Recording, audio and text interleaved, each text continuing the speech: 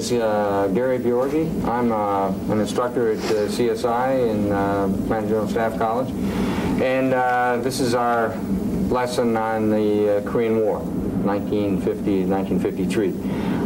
With me today are Lieutenant Colonel Jim Martin and Dr. Larry Yates, both from Combat Studies Institute.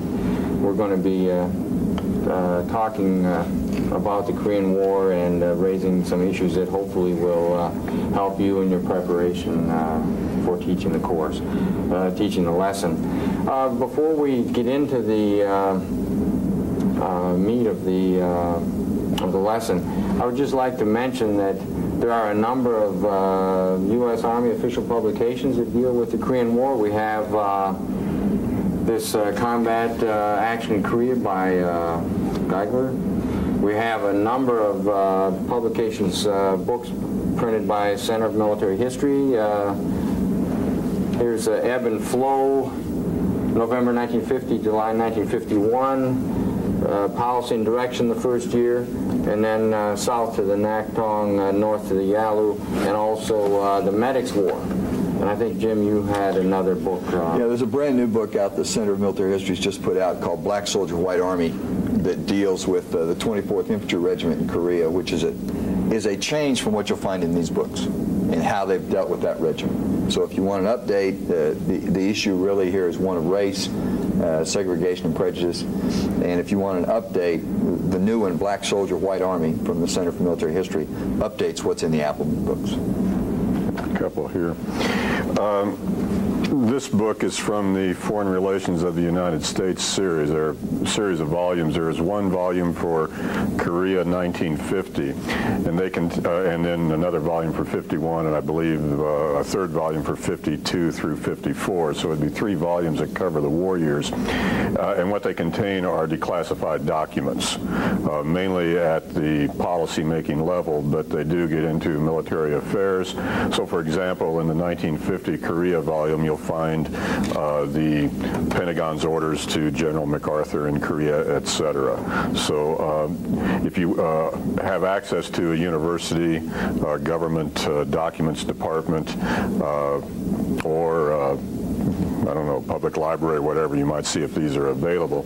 One other book just came out, John Lewis Gaddis, we now know, Oxford University Press, but it's available commercially in most bookstores or it could be ordered. But it deals with documentation we've gotten out of Moscow and Beijing since the end of the Cold War. And I guess some of it was coming out even before the end of the Cold War. But Chapter 3 deals with Asia, and it brings us up to date on what we know now from the other side's point of view as to how the war started, and then various critical points in the war, such as the Chinese intervention. What were their considerations? What was Stalin saying to Mao? What was Mao saying to Kim Il-sung? What was Kim saying to both of them? Gaddis gives you an overview of that in this book. Thank you. There are quite a number of books that have been written on the Korean War. The war itself, some people have called it the Forgotten War. Perhaps some of you have had the opportunity to visit the Korean War Monument in Washington, D.C., which is just south of the reflecting pool there in front of the Lincoln Memorial, opposite the Vietnam Memorial. Certainly the number of casualties in the Korean War make it a war that should not be forgotten. Approximately 54,000 Americans died in the war, and over 1.5 million Korean civilians, and about 800,000 Korean soldiers, north and south. It was fought by as many as 8 U.S. divisions at one time in Korea, and it has some very interesting characteristics, and if we go back and look at it in terms of its place in the evolution of modern warfare, it also has a very special role, a very special place, I think, in terms of it being the first limited war that the U.S. fought after the great victory in World War II. And so now, as just to start off here, talking about the war and what are the lessons that we can draw from the war, I think the first place to start here is to just look at where the war fits into the international environment at that time and the U.S. policies. What was the United States national security position? What were our policies in early 1950? Where did we see the problems in the world, and did we think that there was going to be a war in Korea? I guess certainly that is also a major issue, because a lot of people, or very few people, thought that there would be a war in Korea, and that we were caught by surprise. That's a point. I teach an elective on the Korean War, and it's a point that surprises my students when we talk about how this really started, because you don't think about how this war comes about. What most of us have read about is all of a sudden North Koreans come across the border. But the fact is that as the U.S. is focusing in the post-World War II era, they're not focusing on China, and they're not focusing on Korea. I mean, there's the discussion of they lost China. The revolution has occurred in China, and Taiwan is now where the nationalists are. And the Secretary of State gives a speech at the press club in which he draws a line which shows American interests in the Pacific. And that line includes Japan, but it doesn't include Korea. Okay, it doesn't put Korea within our sphere. And I think you can argue that sends a message to the North Koreans and their Russian friends, all right, that it's acceptable to the United States. Okay, and I think that's one of the backgrounds you've got to place when you want to start looking at why this war comes about in the international, the overall international context, is that we send a very muddled message to the communist bloc nations that we have no problem with them taking Korea. What do you think, Larry? We've pretty well written off Korea as being strategically important. And Atchison's speech, although it's aimed at Taiwan, it does reaffirm that by leaving Korea on the other side of the defensive perimeter as well. And there, as you suggested, there's conflict already in Korea. Both sides want to reunify the peninsula. Kim Il-sung, the communist leader of the North, Syngman Rhee, he's not our puppet by any means. We can't manage him, but he's someone we've turned to, a nationalist, some would say a rightist, who wins elections, sets up a fairly dictatorial government in the South. Both of them, Kim Il-sung and Syngman Rhee, are committed to reunifying the country. The demarcation there across the 38th parallel was an administrative convenience done in '45 when the Soviets came into the northern part in the latter part of the Pacific War, and to compensate, we go into the southern part of Korea. But Korea, like Vietnam, was not naturally divided. It was an administrative line that became then a political line in the Cold War. And both sides are committed to reunifying the country. But Syngman Rhee can't get the U.S. support to do it because we don't consider it to be that significant. And Kim Il-sung is having a tough time getting Stalin to approve an invasion of the South. So what you have in the peninsula is guerrilla warfare, and raids and intrusions across the 38th parallel. You've got guerrilla warfare in the South, which the South manages to deal with fairly well. And so it becomes apparent to Kim Il-sung that if he's going to reunify the country, it better be through an invasion. And the problem is getting Stalin to buy off on it. Well, after Atchison's speech, after China goes communist, then Atchison's speech, Stalin's much more adventurous than he was up to 1950. And he seems to be more willing to take the risk. As again, the archives more recent or as findings in the Russian archives have indicated, and what Gaddis argues is then that Stalin, Kim Il-sung, and Mao do the one thing that would ensure a U.S. response, and that is open aggression across the 38th parallel. Had they continued with guerrilla warfare, we probably wouldn't have done anything. Had it been raids, whatever, we wouldn't have done anything. But when you committed the open aggression, it was the one thing that was sure to get a response because of the Munich analogy. Going back to how did World War II start? We didn't stop Hitler soon enough. And the appeasement of Munich is the lesson for that. So the Munich analogy, Truman uses it after the North Koreans attack. He refers to what happened in Munich, and we need to respond this time, or they will attack us elsewhere, primarily Europe or the Near East, in areas that are vital to our interest. So you've got the Munich analogy. Also, it's a test for the United Nations. Truman cites that as a reason we have to respond. And also, it has an effect on the Japanese. Overt aggression in Korea cannot be ignored by Japan, and we're in the process of, one, signing a peace treaty with Japan, and two, a defense pact. And if we don't show resolve in Korea, the Japanese are going to have serious doubts about aligning themselves with the United States. So for these reasons, the North Korean attack in South Korea precipitated the response that Kim Il-sung promised Stalin would not take place, and that is a U.S. military reaction. And I think a point you made there is important. While Korea and Formosa were not within the line we drew, Japan certainly is. Oh, yeah. Japan is a strategic importance to us. And if you've ever been to Korea, you recognize that it points like a dagger right at Japan. I mean, what are you, an hour away by flying time? Less than that. During the Korean War, you'll have Air Force fighters coming off of Japan flying strike missions in Korea. Mm-hmm. It's that close.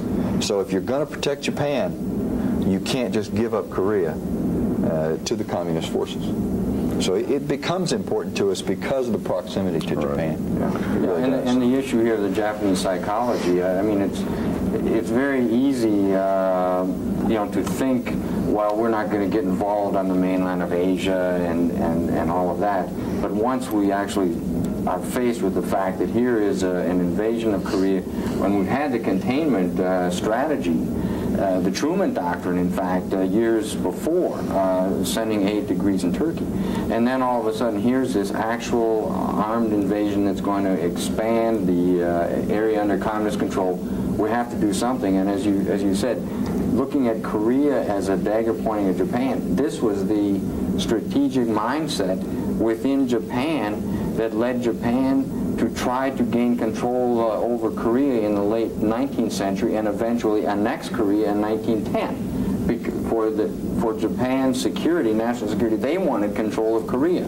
Well, if we would have let the communists take over, in June of 1950, the psychological impact in Japan would have been tremendous. Yeah, that's something that both Larry and Gary said. Gary talked about containment, and Larry talked about how the overt military actions what brought our response. And Gary talked about containment. I mean, containment is the dominant theme in our foreign policy in 1950. Mm-hmm. And when the North Koreans, supported by their T-34 Russian tanks, throw it out just right in the world's face, it obviously becomes an issue of containment. I mean, it is communism spilling over. When you see a T-34 tank, it is therefore communism, because that's a Russian tank, and you know it's a Russian tank. In line with that,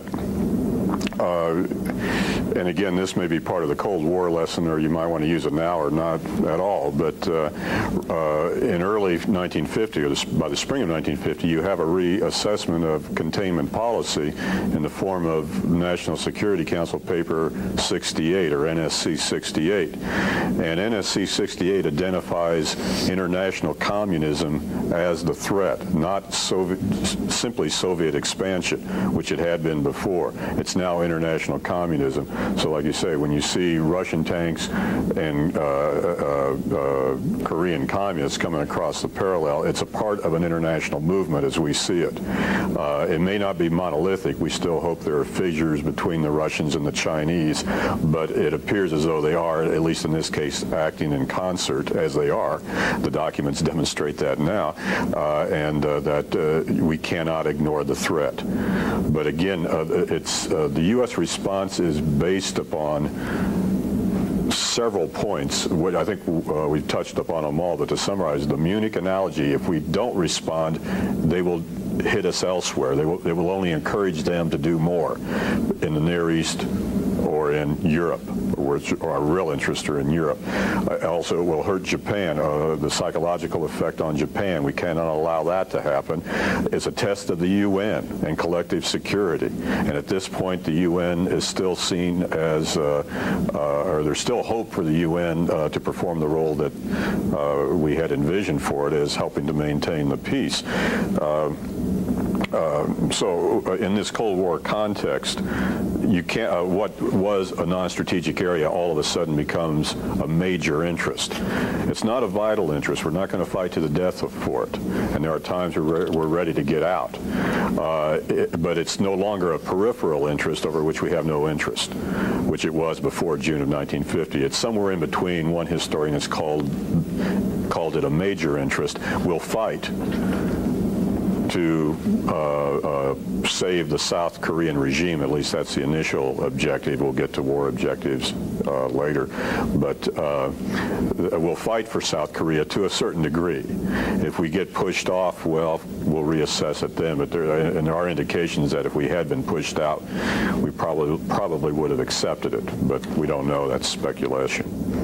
Well, thinking about the motivations then for getting involved in Korea and the decision to intervene, as has been mentioned, here are all these reasons to intervene. Then the question is, well, what are we going to intervene with?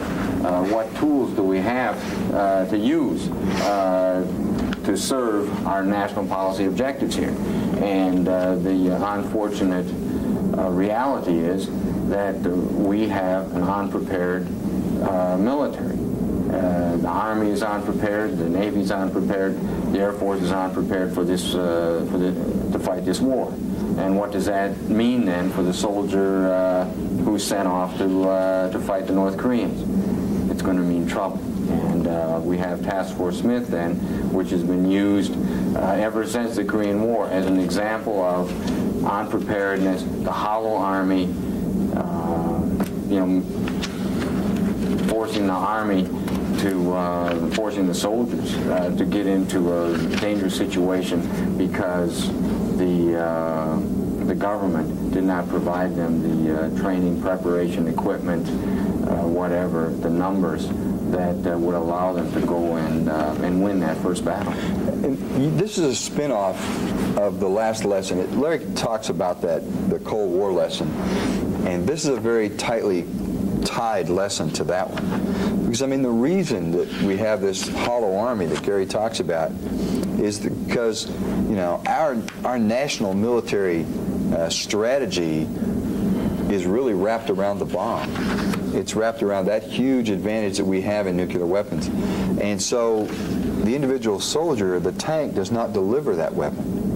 So the money's not put into the Army. The money gets put into those portions of the Air Force which can deliver nuclear weapons. Well, so while we have an Air Force with plenty of money, it's not putting that money into close air support that can help on the battlefield, and we'll see that in the initial fight in Korea. The ability to bring close air support down for infantry armor units simply does not exist early on, because that's not where our defense dollars are going. So we have an Army that still basically has World War II weapons, which are not well maintained and cared for, and who've not had the money to do the training, the units in Japan, the money or the space to do the individual unit training. And while they may be able to fire their rifles, rifle marksmanship's easy. But any of you who've tried to do maneuvers at the company level, the battalion level, the brigade level, or the division level, know that those are things you have to practice. They don't just come naturally because you teach a soldier how to shoot. And that's the result, really, of our national military objectives and the way we focus where we're going to spend our money. And adding to that, you've got the issue of the budget.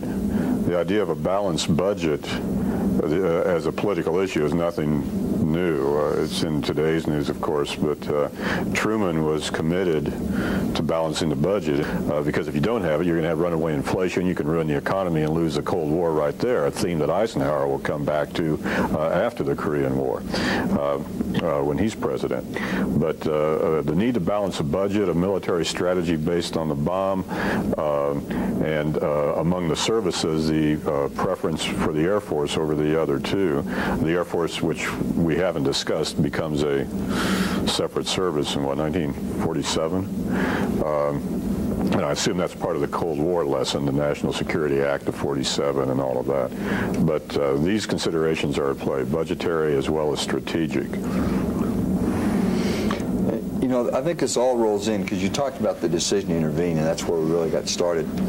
And we've talked about how the decision by the North Koreans to come across in a blatant invasion is really what will garner the response. The problem then becomes, on the decision to intervene, is, okay, what do I intervene with?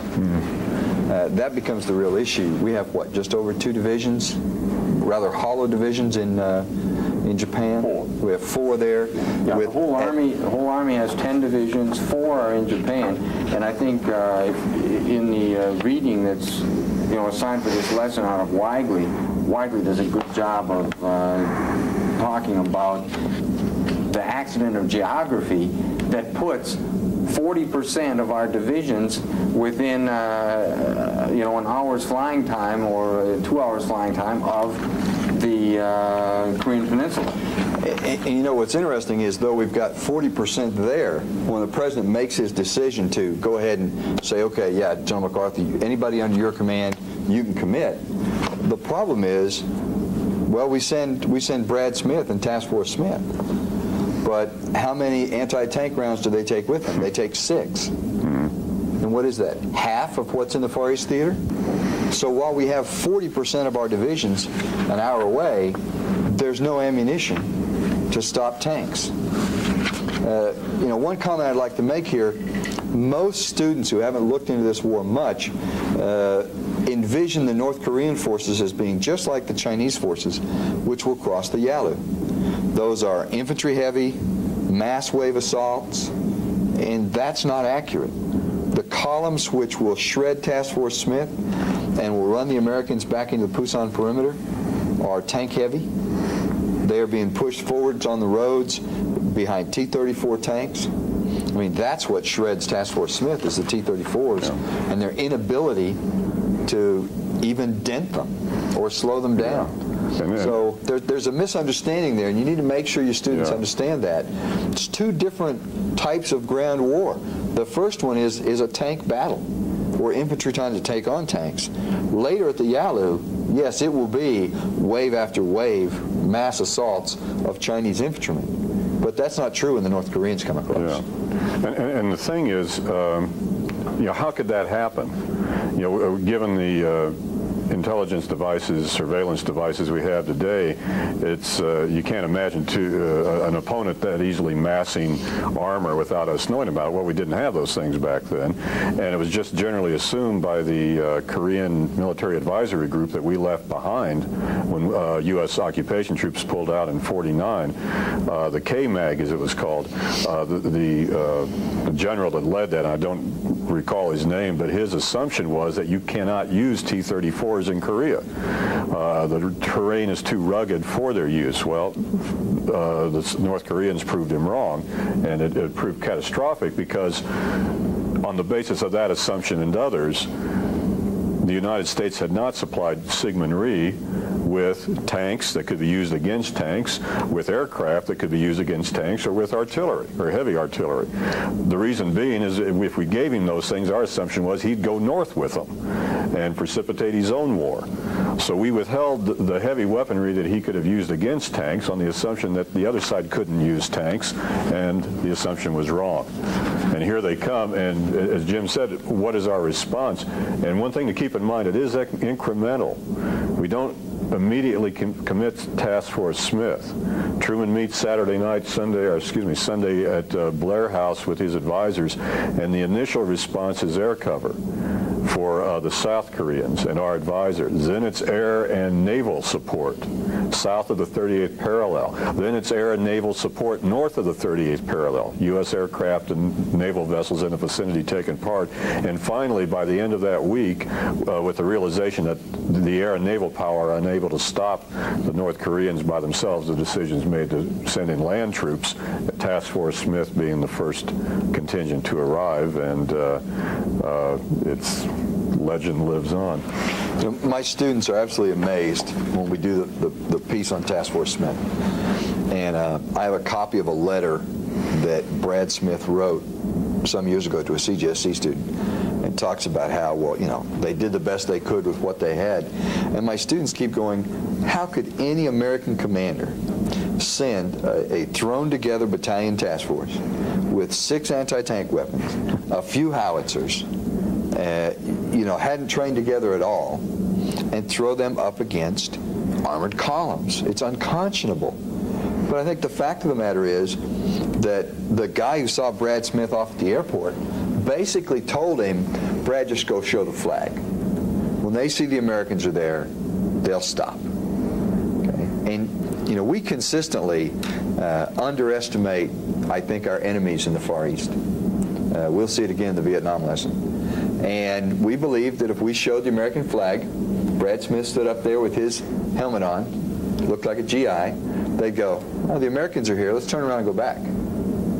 And the North Koreans had no intention of slowing down for Americans. And I think that's to me, that's the only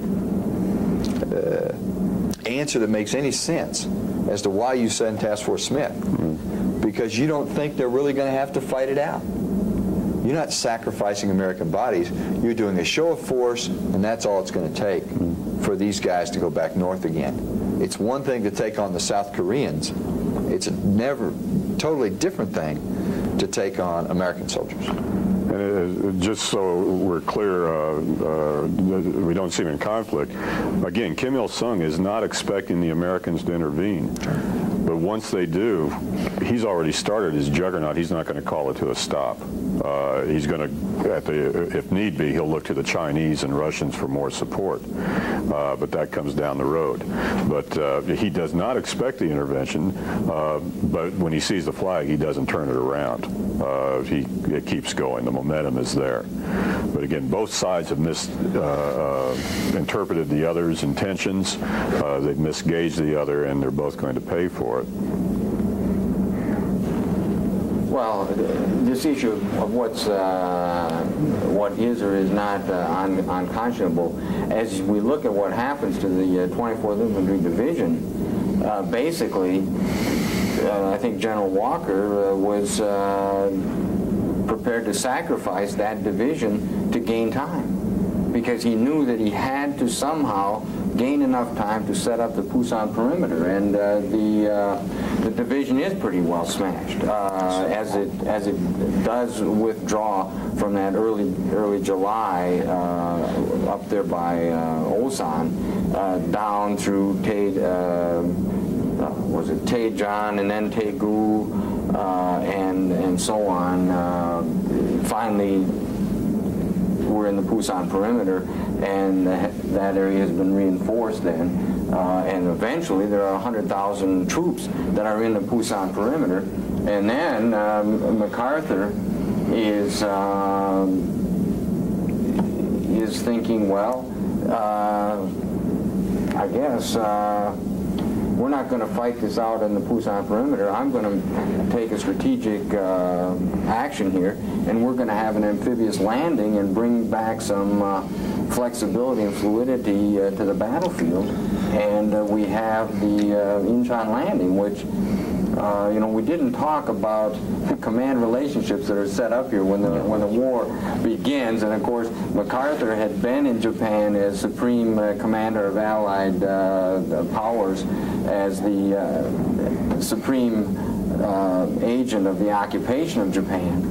And then also he was a commander of U.S. forces Far East. And then once the war starts and Truman decides, well, all right, he's going to be my commander in the field, and that's added to his other responsibilities. So MacArthur is supreme commander then of the forces that are fighting in Korea, with General Walker as the 8th Army commander. But for purposes of this chromite operation, which is the landing in Incheon, MacArthur fights with the Joint Chiefs to agree to establish a 10th Corps, which will be made up of a Marine Division and an Army Division, and land in what is really an incredible operation.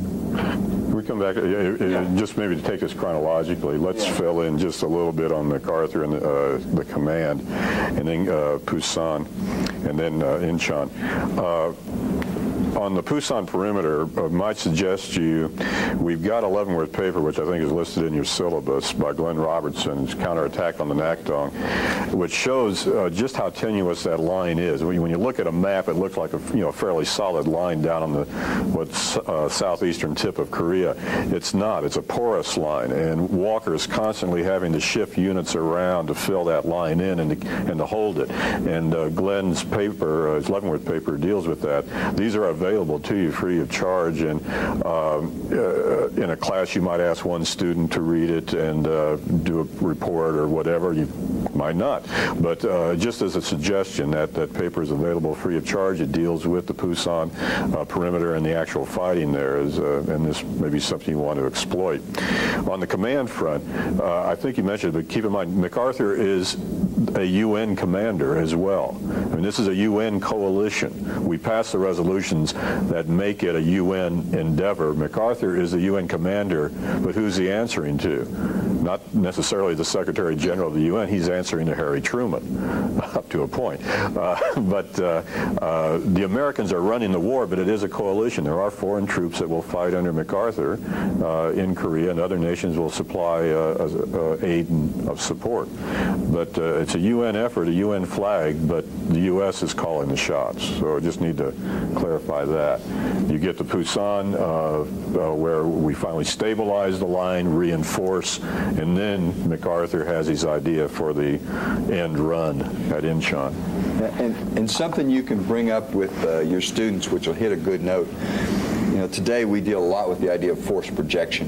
I mean, that's a very important thing that all of us have to look at, historians and our friends on the tactical and operational side.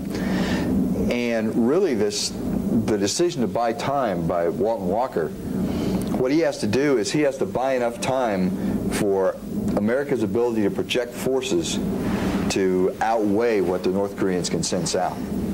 I mean, that's the race. The race is, can I get enough into Korea before I'm thrown off the peninsula to keep us there? Because if I can, we'll win. And that's the key.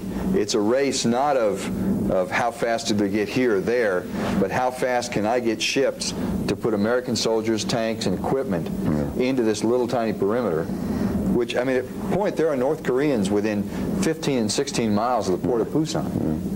And it's how fast can I get this stuff there to win. And actually, they do pretty well, even though, going back to the budgetary issues, what the Navy's spending their money on is carriers. They're not spending it on transports. Okay? Force projection of the Army is not something that's seen as important. So it's not where they're spending a lot of money. But by the time that chromite comes off, the soldiers inside the Pusan perimeter are living far better than the North Korean soldiers on the outside of the Pusan perimeter. They're living on a couple of rice balls a day because they're at the absolute far length of their logistics line. and our guys are eating fresh vegetables and fruit. Okay, they're eating as well as guys in Japan are by the time chromite's launched. So this is a great study in force projection. Yeah. You know, if you want to focus in that direction, and you know, if that's something that you have looked at in repeated lessons, or you want to look at in repeated lessons, Korea is a great place to look at the power of force projection. Well, and another thing to look at here with this decision on chromite, if we're talking about a lesson in command decision-making, in strategy and risk-taking, how do you evaluate things? I mean, there are those who are saying these additional troops that are coming to, from the States to Japan and Korea should go into the Pusan perimeter, because, as Larry had already said, this was not a solid line. We didn't have complete security, complete assurance that this was going to be able to hold. But MacArthur makes an assessment here that Walker is going to be able to somehow hold it enough, and that the two divisions that are coming, instead of being put into the Pusan perimeter, should be used in a stroke, a strategic stroke that will have a lot of risk, but in one fell swoop, then it can dramatically alter the military situation on the Korean Peninsula. And the JCS are nervous about it. Lots of people are nervous about it. MacArthur argues strongly for it, and it works. Well, in fact, if you get the idea that MacArthur just kind of figured this out as the perimeter was going on, it's not really true. I mean, the records indicate that he starts talking about doing an action like Incheon very, very early. I mean, shortly after the invasion occurs, he already, with his staff in Japan, are starting to visualize this bold stroke to do. I mean, let's face what chromite really does for us. We've talked about the tanks that are being used by the North Koreans. If you've ever been to Korea, you know, the general in the K-Mag wasn't too far off. There's only so many places you can use them.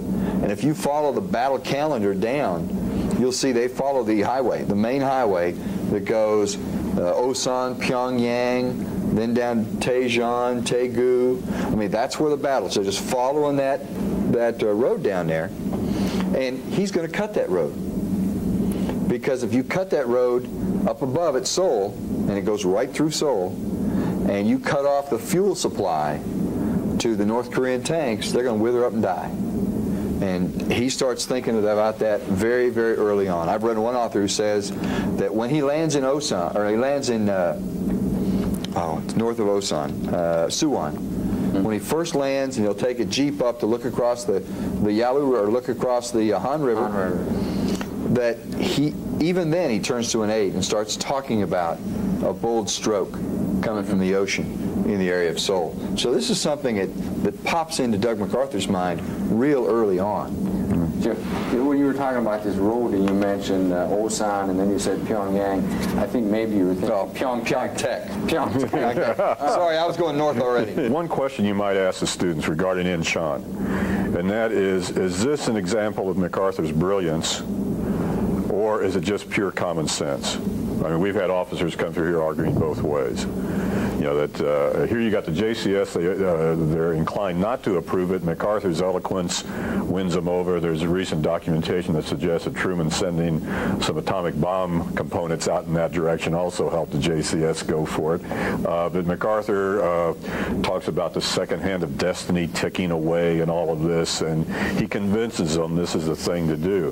But is it that bold a maneuver? Is it that unexceptional? Mao Zedong knew it was coming. He told Kim Il-sung, they'll hit you at Incheon. Kim Il-sung ignored the advice and paid the price. But is it brilliance or just military common sense? You know, do the envelopment and cut them off. Yeah. Well, the aftermath of Incheon, of course, is that the North Korean army that's down in the southeast corner of the Korean Peninsula then has its logistics lines cut. And then we know that there's a breakout from the Pusan perimeter link up, and by the end of September, the UN coalition is faced with the issue of what to do now about Korea, because the Korean army has basically been destroyed, North Korean army has been destroyed, and there's the question of should we cross the 30th parallel.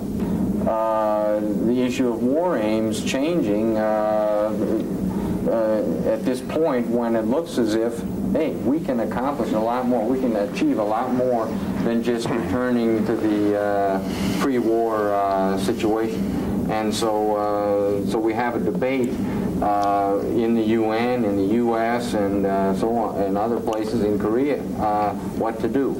And the decision is made then to go for it. And I think that debate is meaningless because Syngman Rhee's going north.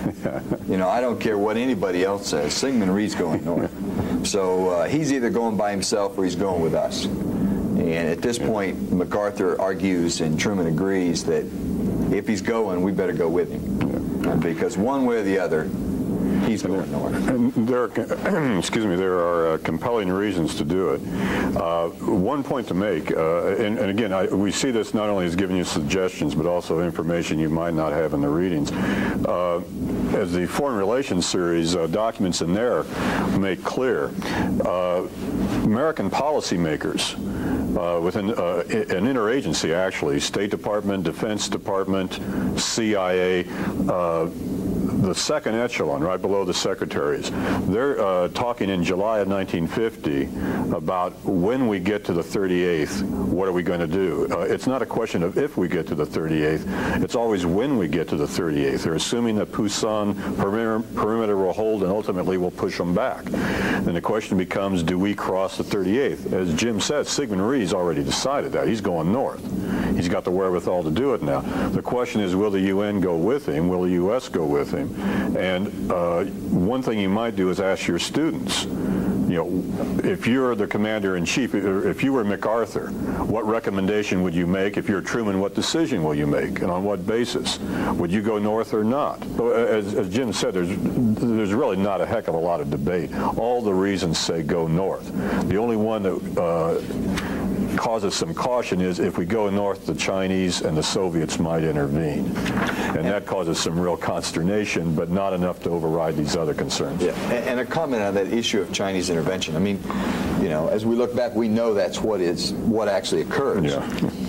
And, you know, the issue is, well, how could we have known?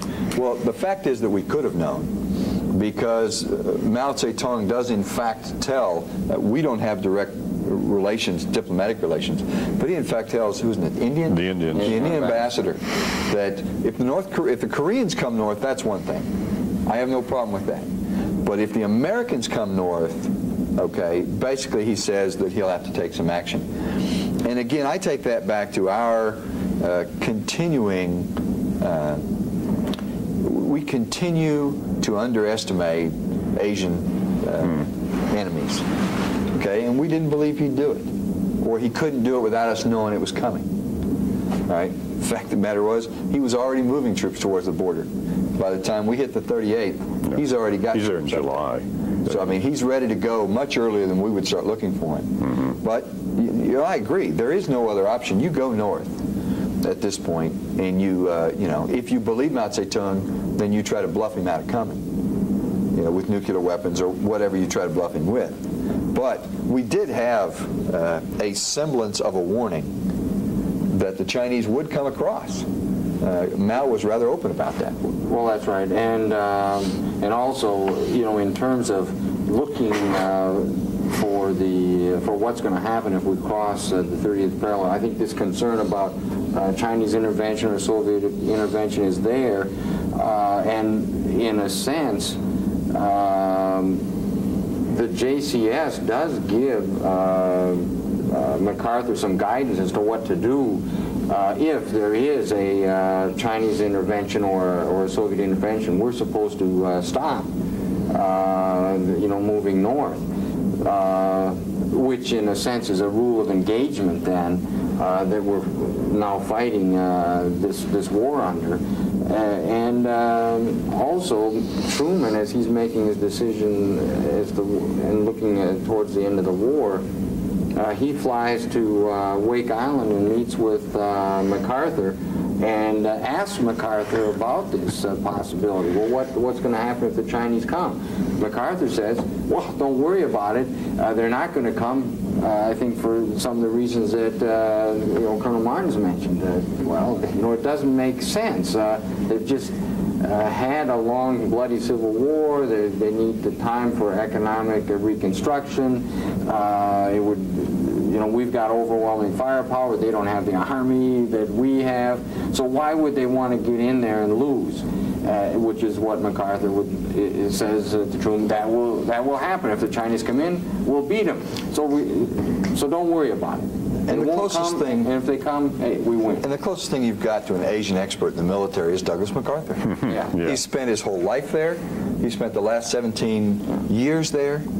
And one point I'd like to make, because I know we're going to have to wrap this up here real shortly, but we see 50 to 53 for the dates on this thing. Yeah. Everything we've talked about here is within a year. Yeah. All right? I mean, this war goes 3 years in length, but most students only study the first year of it. The drive to the perimeter, back to the Yalu, back to Seoul, that's what is mainly studied. There's 2 more years of virtual trench warfare, stagnated on a line while they're busy doing their thing at Panmunjom, trying to come up with a treaty. All right, so I mean, you might make that point to your students. Most of them only see the Korean War as what we've talked about through Chinese intervention. Yeah. Well, that's right. And when the Chinese intervene, then MacArthur starts his end the war offensive, 24 November. The Chinese intervene, and MacArthur's surprised, and the 8th Army is defeated, pushed out of North Korea. And it's a disaster. That's the only way you can describe it. And General Walker's killed in an automobile accident north of Seoul. We get Ridgway in there. The 8th Army is withdrawing south of Seoul when the Chinese launch their New Year's offensive, and things look bad. MacArthur has gone from the optimist who feels that the Chinese can't do anything to the pessimist who feels that the Chinese are going to drive the UN army off the Korean Peninsula, and he starts talking about all kinds of things that use of the A-bomb and what's going to happen if we have to withdraw from Korea and things. And the JCS are getting worried about his state of mind. Truman's worried about his state of mind. And then when Ridgway has some success at the end of January and so on, and goes back, recaptures Seoul, and Truman then is starting to think about, well, maybe we can make a deal. But MacArthur's, kind of sabotages his effort there, and we end up then with the relief of MacArthur, which is, we've spent an awful lot of time talking about this early period of the war, which is extremely important, extremely interesting, and then all of a sudden here you got the middle of April, 1951, the relief of MacArthur, which again is it's a tremendous topic, for discussion. You could do a whole class on dealing with is MacArthur right or is he wrong, and that has to do with a basic tenet of American military service, and that's who's in charge, the civilians of the military. Yeah, and that's a critical point. You can debate the merits of the Europe First policy of Truman, who at one point tells MacArthur that the rest of the divisions we're putting together, they're going to Europe to beef up NATO, which is a paper organization. You're going to have to fight the war with what you've got, which MacArthur doesn't want to hear. But to us, to the Truman administration, Europe was the critical point of the Cold War, not the Far East. MacArthur, on the other hand, of course, is fighting in the Far East and sees everything from that narrower perspective. You can debate who's right or wrong in that, but the issue is MacArthur publicly made his views known after he had been told not to, and that's insubordination, and for that you get relieved. But in the time left, very quickly, there are some implications of all of this when you look at the Korean War. First of all, constraints, or containment rather, is expanded to Asia. Secondly, the ceiling on the budget is lifted. It goes up to $50 billion. Eisenhower will put a clamp back on it, and that's a story of the 50s. The Army's hurting once again in the 50s, but for a brief moment, everybody gets well, and each service is getting what it needs to fight. And then I think one of the main things to come out of Korea is a theory of limited war, which did not exist before. And that is, what do you do when you have to fight for the reasons we stated earlier, but you can't go all the way to a superpower confrontation for fear of the Soviets nuking New York? They've got enough bombs to do that. And the answer is, you fight the limited war.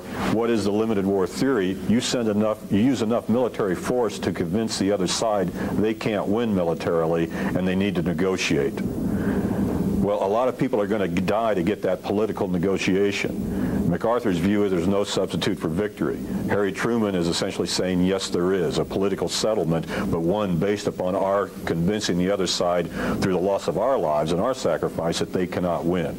And this limited war theory, which is written after Korea, will become the basis for getting us into Vietnam. Yeah. So here we are, lesson 13, limited war, Korea. And we hope these points that have been raised here by the three of us will help you as you put your own lesson together. As we said, preparedness, the conduct of operations, civil military relations, relief of MacArthur, the conduct of the war, strategic surprise, why do we underestimate the enemy? There are all kinds of issues that are raised here, and so many of them are worthy of deeper discussion than you're going to have time for.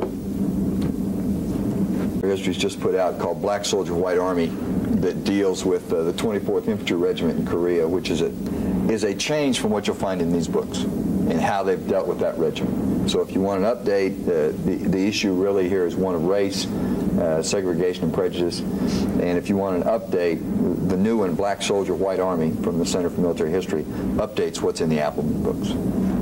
A couple here.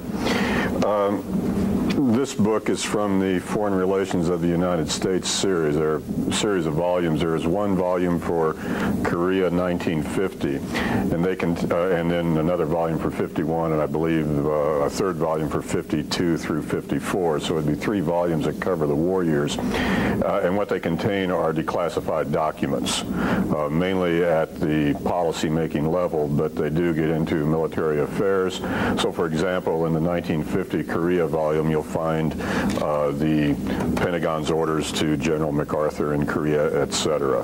So if you have access to a university, government documents department, or I don't know, public library, whatever, you might see if these are available. One other book just came out, John Lewis Gaddis, We Now Know, Oxford University Press, but it's available commercially in most bookstores, or it could be ordered. But it deals with documentation we've gotten out of Moscow and Beijing since the end of the Cold War. And I guess some of it was coming out even before the end of the Cold War. But there's Chapter 3 deals with Asia, and it brings us up to date on what we know now from the other side's point of view as to how the war started, and then various critical points in the war, such as the Chinese intervention. What were their considerations? What was Stalin saying to Mao? What was Mao saying to Kim Il-sung? What was Kim saying to both of them? Gaddis gives you an overview of that in this book. Thank you. There are quite a number of books that have been written on the Korean War. The war itself, some people have called it the Forgotten War.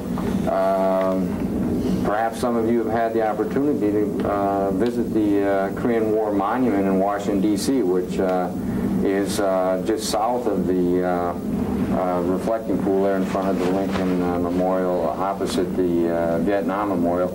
Certainly the number of casualties in the Korean War make it a war that should not be forgotten.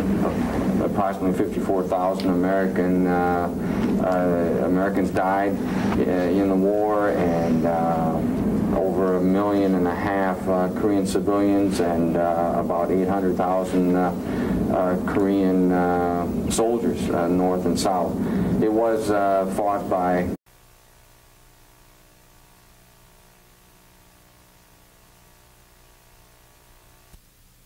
is Gary Bjorgi. I'm an instructor at CSI in Command General Staff College, and this is our lesson on the Korean War, 1950-1953. With me today are Lieutenant Colonel Jim Martin and Dr. Larry Yates, both from Combat Studies Institute. We're going to be talking about the Korean War and raising some issues that hopefully will help you in your preparation for teaching the course, teaching the lesson. Before we get into the meat of the lesson, I would just like to mention that there are a number of U.S. Army official publications that deal with the Korean War. We have this Combat Action in Korea by Geigler. We have a number of publications, books printed by Center of Military History. Here's Ebb and Flow, November 1950, July 1951, Policy and Direction the first year, and then south to the Naktong, north to the Yalu, and also the Medics War. And I think, Jim, you had another book. Yeah, there's a brand new book out, the Center of Military. I teach an elective on the Korean War, and it's a point that surprises my students when we talk about how this really started, because you don't think about how this war comes about. What most of us have read about is all of a sudden North Koreans come across the border. But the fact is that as the U.S. is focusing in the post-World War II era, they're not focusing on China, and they're not focusing on Korea. I mean, there's the discussion of you know, they lost China. The revolution has occurred in China, and Taiwan is now where the nationalists are. And the Secretary of State gives a speech at the press club in which he draws a line which shows American interests in the Pacific. And that line includes Japan, but it doesn't include Korea. Okay, it doesn't put Korea within our sphere. And I think you can argue that that sends a message to the North Koreans and their Russian friends, all right, that it's acceptable to the United States. Okay, and I think that's one of the backgrounds you've got to place when you want to start looking at why this war comes about in the international, you know, the overall international context, is that we send a very muddled message to the communist bloc nations that we have no problem with them taking Korea. As many as 8 U.S. divisions at one time in Korea, and it has some very interesting characteristics, and if we go back and look at it in terms of its place in the evolution of modern warfare, it also has a very special role, a very special place, I think, in terms of it being the first limited war that the U.S. fought after the great victory in World War II. And so now, as a just to start off here, talking about the war and what are the lessons that we can draw from the war, I think the first place to start here is to just look at where the war fits into the international environment at that time and the U.S. policies. What was the United States national security position? What were our policies in early 1950? Where did we see the problems in the world, and did we think that there was going to be a war in Korea? I guess certainly that is also a major issue, because a lot of people, or very few people, thought that there would be a war in Korea, and that we were caught by surprise. That's a point.